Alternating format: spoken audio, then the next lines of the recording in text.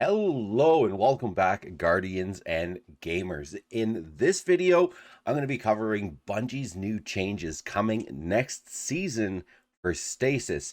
And I mean, there is going to be quite a few changes. Let's get into it and take a quick look here. So Bungie mentions that now Stasis is 3 years old. So wow, I didn't even know it's been that long since since that expansion. All right. So first up, we've got changes to fragments. So whispers of hedrons, whispers of impetus, whispers of shards, whisper of hunger, and whisper of bonds are all going to be getting changes.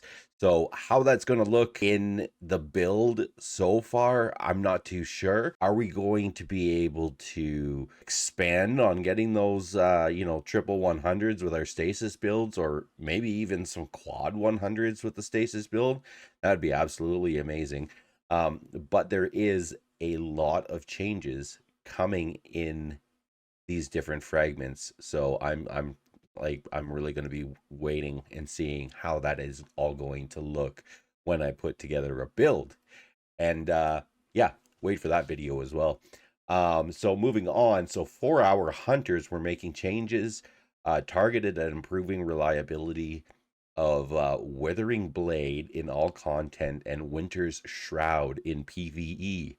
Withering Blade for now travels faster, has longer lifetime, bounces an additional time before expiring, and is more consistent in finding a target both before and after bounces.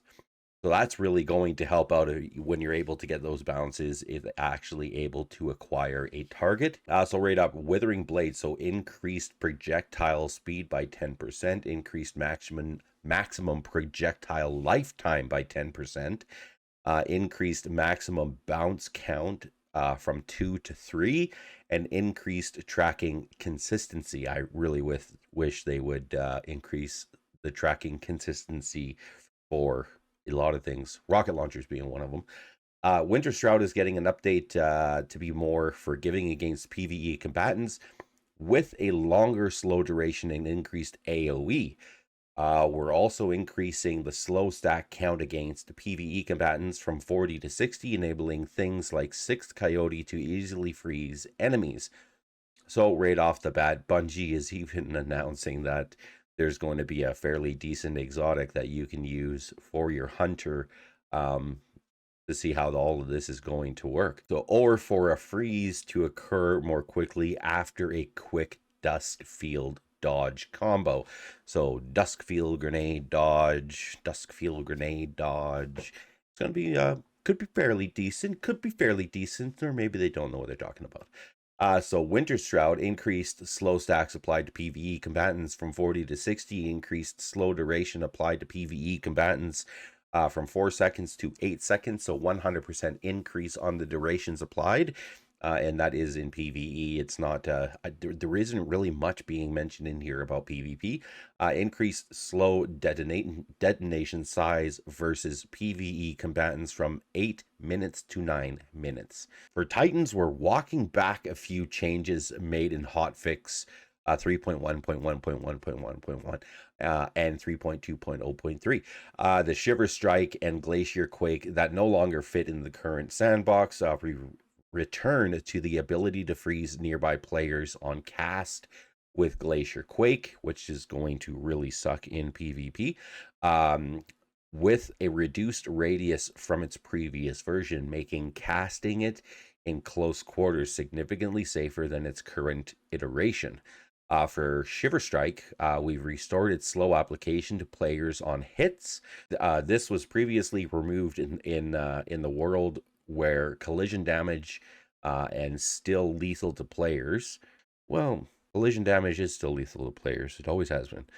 Now that targets don't need to be able to be to air brake with movement mode or risk being splattered, we're more comfortable giving Shiver Strike a bit more offensive spice.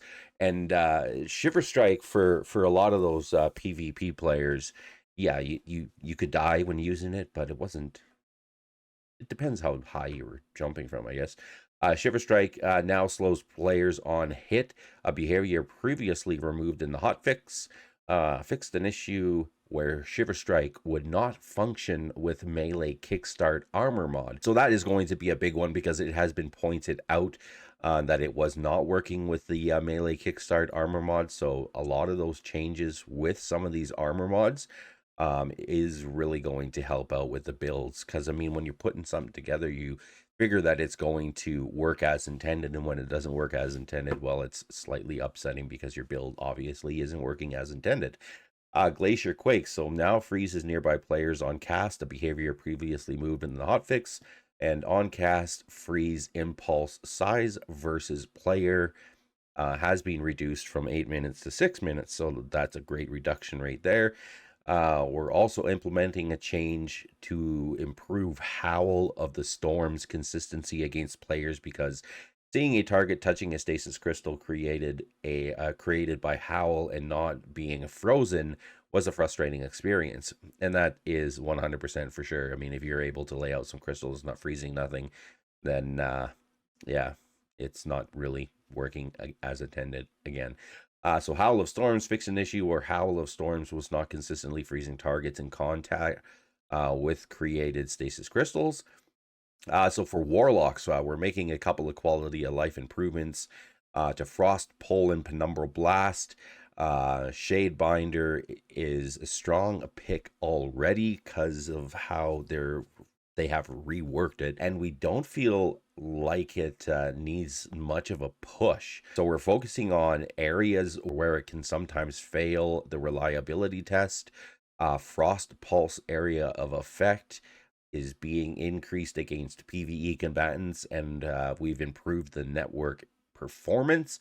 So that's going to be a pretty good thing there. Frost Pulse significantly increased consistency against fast moving targets. This change involved reworking how this ability applies freeze to targets, reducing the latency between when the ability is activated and when the target is actually frozen. So freeze detonation size versus PvE combatants increases from 8 meters to 8.5 meters. And by the way, I've said minutes on these last thing. That's meters. Sorry, my bad. Moving on, Penumbral Blast is intended to be a skill shot with a high payout. But the change made in the hotfix to reduce detonation size when impacting the environment can sometimes make it feel inconsistent. With update 7.3.0, we're increasing the detonation size by 33% to increase its ease of use. So that is actually quite a bit in having anything buffed 33%. I mean, sometimes we're lucky to get 5% out of things, so that's really going to be noticeable there. Penumbral Blast increased detonation size when impacting environment from 1.5 meters to 2 meters. So Shade Binder will also directly benefit from tuning changes being made to Glacier Grenades. Currently, Bleak Watcher cooldown is directly tied to the base cooldown of Glacier Grenade, regardless of what grenade you have applied. So with update 7.3.0, Glacier Grenade cooldown is being reduced, which also translates to a lower Bleak Watcher cooldown. So another ability for the Warlock. Glacier Grenade cooldown reduces the base cooldown time from 152 seconds to 121 seconds. So basically reducing it by 30. Which is relatively decent, honestly. The cooldown penalties for Duskfield Grenade and Cold Snap Grenade when Bleak Watcher is equipped, which is also another one to point out in here, have also been updated so that their cooldown times match a new Glacier Grenade cooldown time. While Cold Snap Grenade reliability has significantly improved with our recent passes, there are still instances where it can fail to meet expectations, so we're making further tweaks. And I mean, like I said, 100%, like these tweaks that they're making is definitely, like, you know, bringing out your I'm just gonna say like stasis 2.0. So fixed an issue where Seeker was not consistently created in the direction for projectile was moving after a bounce, increased arming shape size from 0.9 meters to 1.4 meters. Tracking strength now ramps down from strength to 0 over the course of the grenade's lifetime, rather than immediately turning off after the seeker had reached 0.5 seconds of lifetime. Finally, we're increasing the bonus damage that special weapons deal to frozen targets by a small amount, to help make shattering enemies feel more consistent. Freeze, so increased special ammo weapon damage bonus versus target, from 5% to 10%. Like I said, usually things are pretty low in the percentage range when they're tweaking anything. So this is about average to see that 5% to 10%. So there aren't only changes for stasis that we have in the works, and we have some long requested changes for future release that we'll discuss once they're closer. Here's a quick sneak preview. Some of the other changes: a new stasis keyword, we're tentatively calling Frost Armor, aimed at addressing some of the player feedback regarding survivability when running stasis. Yes, survivability has been an issue, and like if you're like me, I use a lot of exotics to boost the survivability, using something like Assassin's Cowl for the hunter. So that really works with stasis, in my opinion. The other one that would work, which I mean was kind of a conflict when I was talking to my community about it, was definitely, what about using the stasis shards that you create, when we can walk into them, and those heal you, like picking up orbs. Why can't the stasis shards heal you? Additional tuning changes and reworks to existing stasis fragments, adding additional behaviors to the harvest aspect. So they're saying tune in the next week for the full list of patch notes, which will include a few items we didn't mention here. As always, we'll continue to digest feedback as it is coming in, so please keep coming. Everybody, if there's anything in here that you really notice that they could have done a little bit better on, definitely, ping them in a Twitter, mention it in the community. Things like that do get around. So if there's anything that else that you guys thinks that could be improved within the tweaks and changes that they're making, definitely mention it to others in the community. The words do get around, as we know.